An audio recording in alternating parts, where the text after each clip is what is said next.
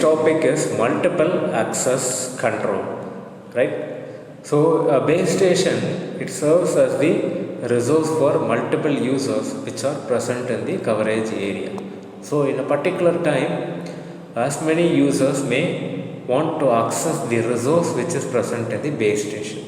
Okay, so what is the resource allocated to the base station? It is the frequency spectrum. So many users will be trying to access this resource.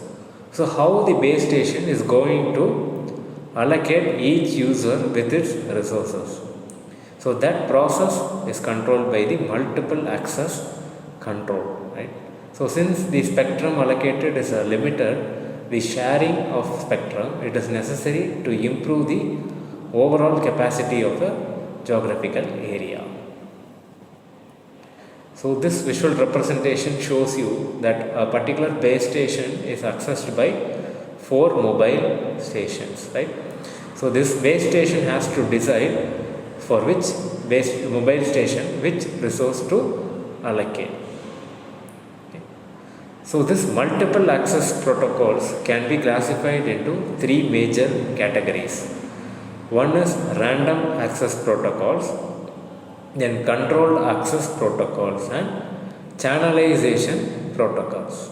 So in random access protocols, there is Aloha protocol CSMA, that is carrier sense multiple access, and again carrier sense multiple access collision detection. So that CD denotes collision detection, and then CSMA CE, so that is collision avoidance.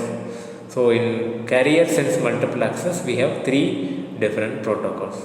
So all these protocols will come under the random access protocol. So random access means there won't be a proper sequence for accessing the resources. So that is meant by random access protocols. Whereas in controlled access protocols, we have reservation, polling and token passing. Right? And the third most important protocol is channelization protocols. So in these channelization protocols, we have FDMA, TDMA and CDMA protocols.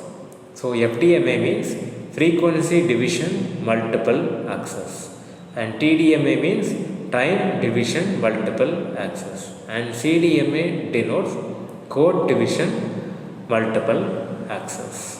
So this frequency, time and resources are shared between multiple users in a sequential or a more channelized way. So that is what meant by channelized protocols. So the first point is who is going to use the channel, right? So multiple users are accessing the spectrum, to whom we have to allot the channel. And then when the channel is going to be used. So if it is a time based, then we have to decide which user will access the channel at which time, right? And the third thing is for how much time the channel is going to be used. So the time division multiple access, frequency division multiple access will majorly contribute on these 3 main points, right? So this is why the protocol is necessary in mobile communication. So in the next video, we are going to see about the random access protocol. So in random access protocol, we will be seeing about carrier sense multiple access. So in carrier sense multiple access, we again have 2 evolution of these protocols. So one is carrier sense multiple access with collision detection, and the other one is carrier sense multiple access with collision avoidance. So that will be discussed in the forthcoming videos. Thank you. All of us get excited when we see the symbol. But how does it work? Ever wondered how millions of subscribers are served by telecom operators simultaneously? Hi everyone. Welcome to the world of long-term evolution. Today we will show how multiple users access network using multiplexing. In the last video we have shown how 2 signals were combined over a common pathway in duplexing. So, what exactly is multiplexing? Multiplexing is the process of combining multiple signals and transmitting them over a common channel. Then what is multiple access? When multiplexing is used to allow multiple users to communicate over a single common channel, we call it multiple access.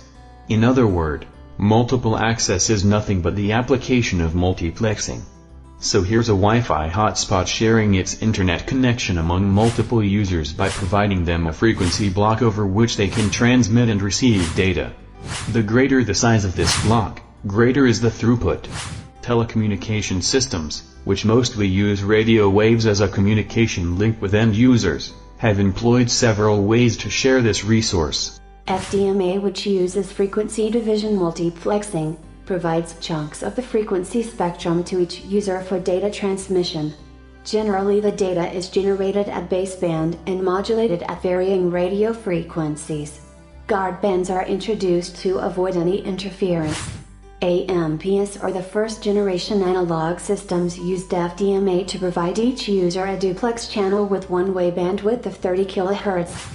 TDMA, which uses time division multiplexing, allows multiple users to share a common frequency band by allocating different time slots.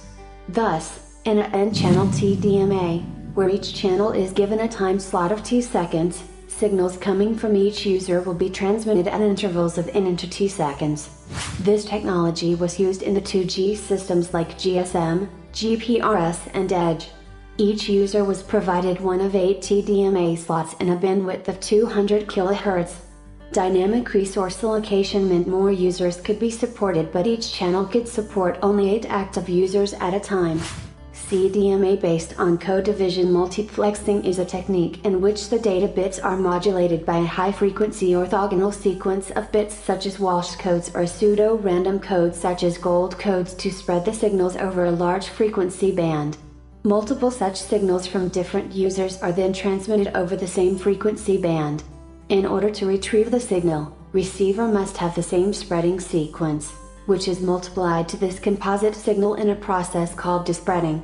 This makes CDMA very secure and robust. It was used in 3GPP2 standards such as CDMA and CDMA Evolution Data Optimized standards. Wideband CDMA or WCDMA spreads the signals over an even higher bandwidth.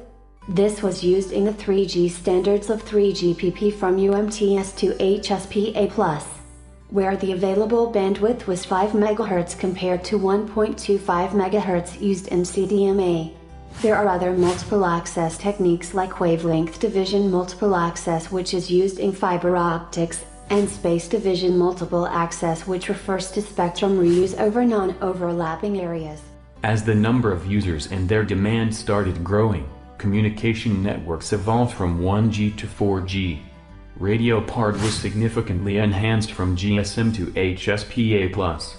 Now, focus was shifted towards better spectral efficiency by using higher modulation order like QPSK, 8PSK, 16COM, 64COM, etc. WCDMA improved upon some of the problems of earlier generations like, first, low data rates. In GSM, effective bandwidth for a user was only 25 kHz. Second, congestion at peak hours, as the frequency chunks and time slots were very limited. Third, resource wastage. Resources remained idle when users were inactive.